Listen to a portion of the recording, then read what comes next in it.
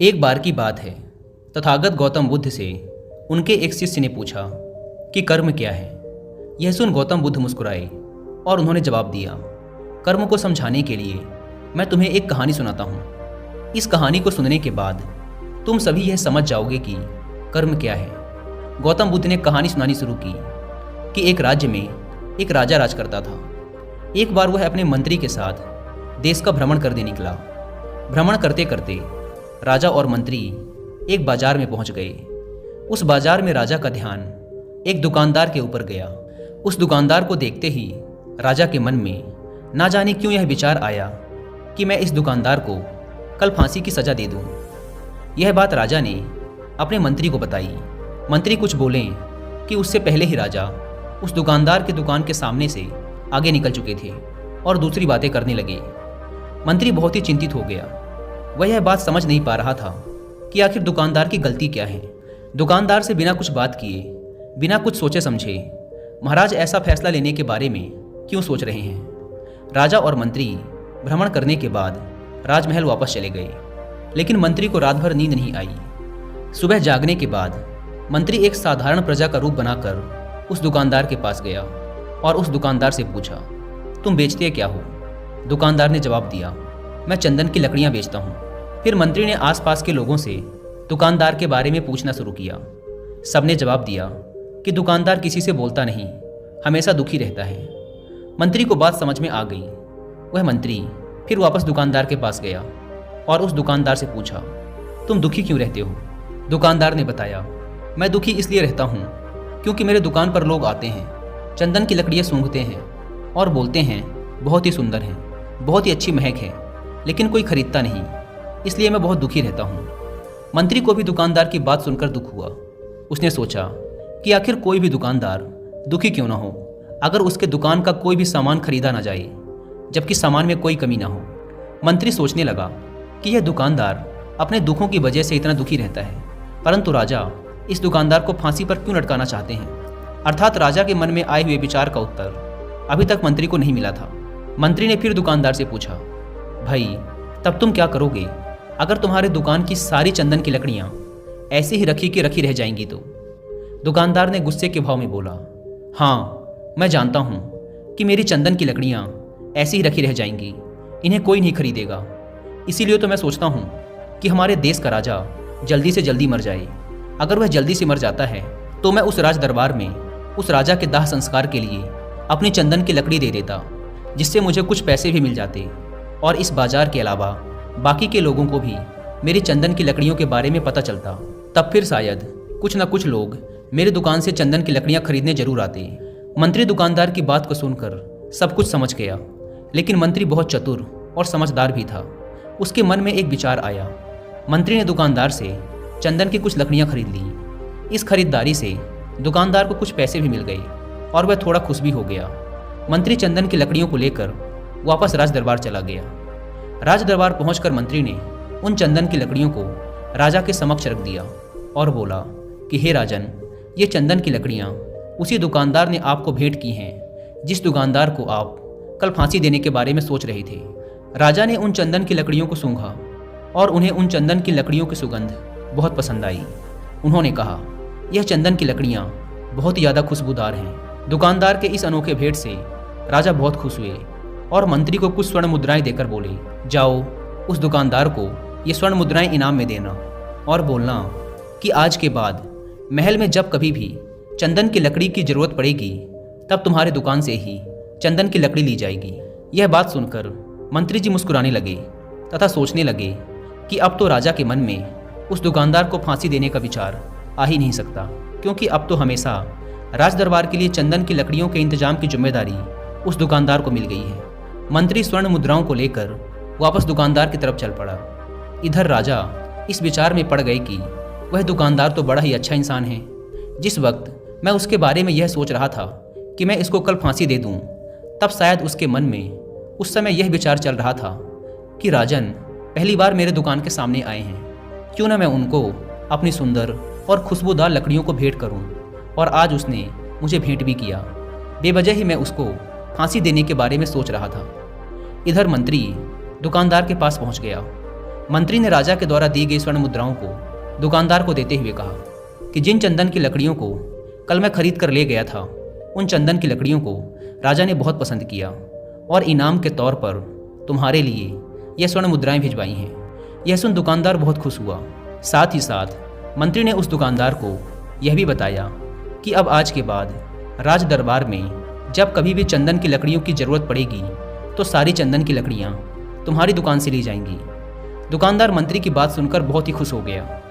मंत्री ने दुकानदार से पूछा, क्यों भाई, तुम तो राजा के बारे में इतना बुरा भला सोचते थे, लेकिन देखो राजा तुम्हारी कितनी चिंता करते हैं।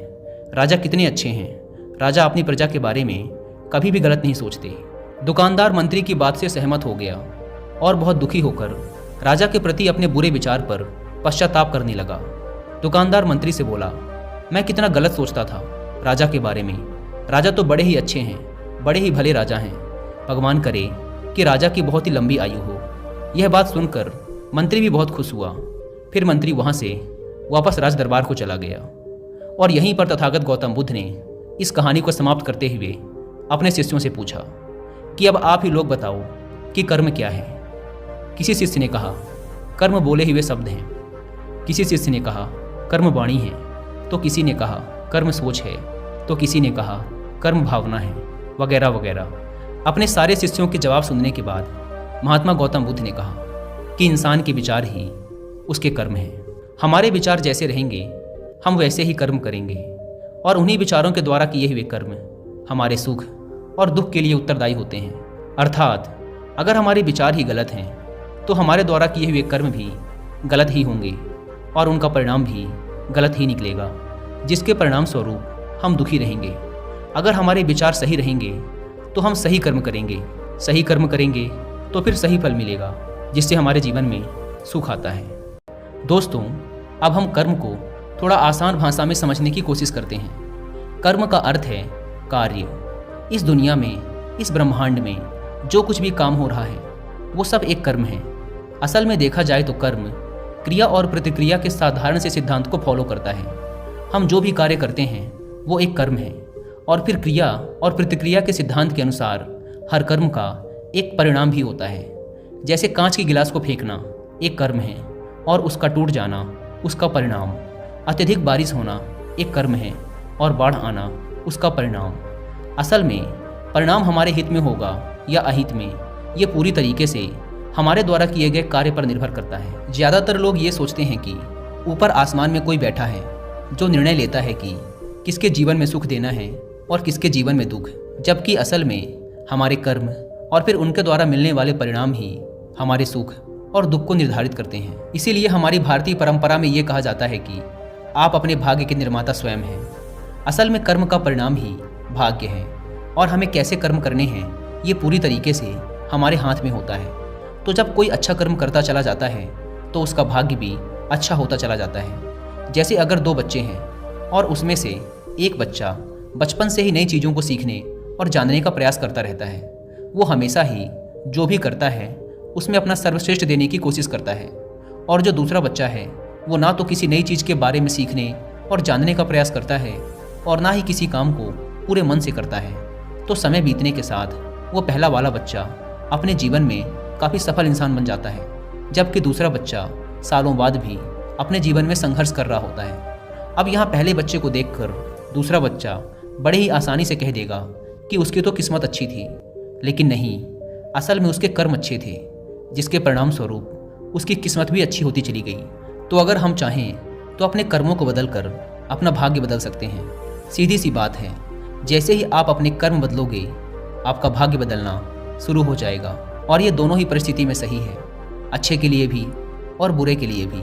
लेकिन असल में कोई इंसान कैसे कर्म करता है ये मुख्य रूप से उसके माता पिता, परिवार, समाज और आसपास के माहौल पर भी निर्भर करता है।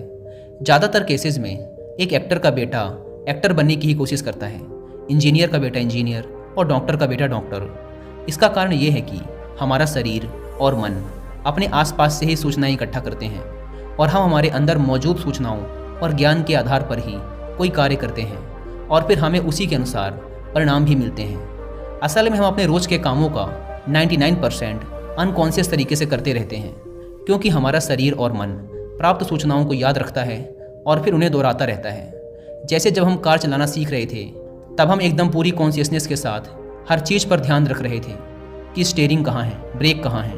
लेकिन कुछ समय बाद हम बात करते हुए या कुछ भी सोचते हुए बड़ी आसानी से कार चला पाते हैं, क्योंकि अब हमारे अंदर कार चलाने की प्रोग्रामिंग हो चुकी है और हम लगभग अपने सारे काम अब इसी तरीके से करते हैं, बिना किसी जागरूकता के। बस वो काम होते चले जाते हैं, क्योंकि हमारे काम बिना किसी जागरूकता के हो रहे हैं। इसीलिए हमें लगता है कि हमें कोई चला रहा है, कोई अदृश्य शक्ति, जबकि असल में हमारे कर्म ही अब हमारी आदत बन चुके हैं। अगर हम अपने ज़्यादातर काम जागरूक होकर करने लगे तो पाएंगे कि हमारा भाग्य हमारे ही हाथ में है, क्योंकि जागरूकता की वजह से हमारे कर्मों पर हमारा पूरा नियंत्रण हो जाता है। जैसा कि ऊपर की कहानी में गौतम बुद्ध ने कहा था कि हमारे विचार ही हमारे कर्म हैं, और जागरूकता की अवस्था में हमारे विचारों पर पूरा नियंत्रण हो जाता है।